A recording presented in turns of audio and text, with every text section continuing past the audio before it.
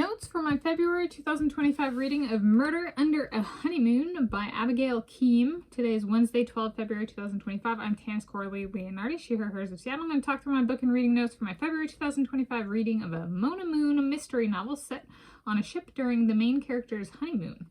Murder Under a Honeymoon by Abigail Keam, 2024 Worker Bee Press Edition paperback, ISBN in the video description.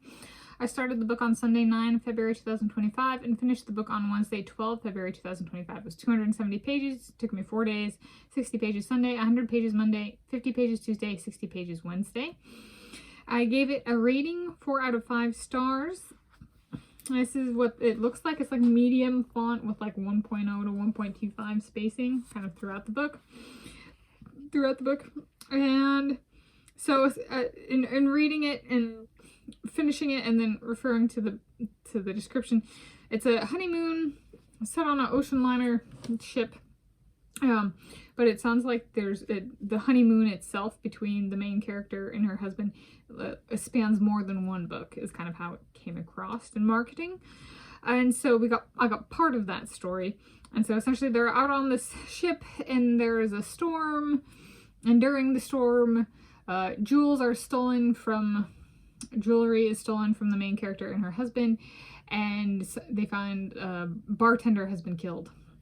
And so there's kind of an investigation into that, and they find the ship is taking on water, and then there's another murder, another death, murder. And they find the bodies, and then they kind of, it goes into, it does peacefully, the jewels are found and the person is found, but I'm not going to do spoilers on that, just that kind of thing.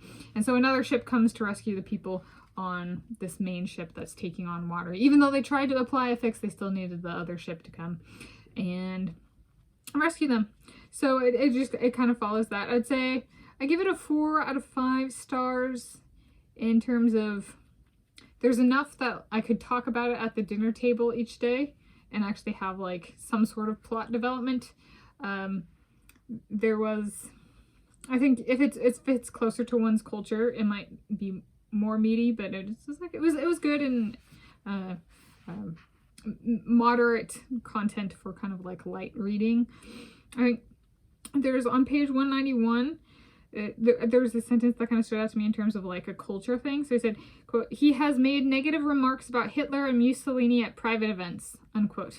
It's set in like the 1930s or something like that.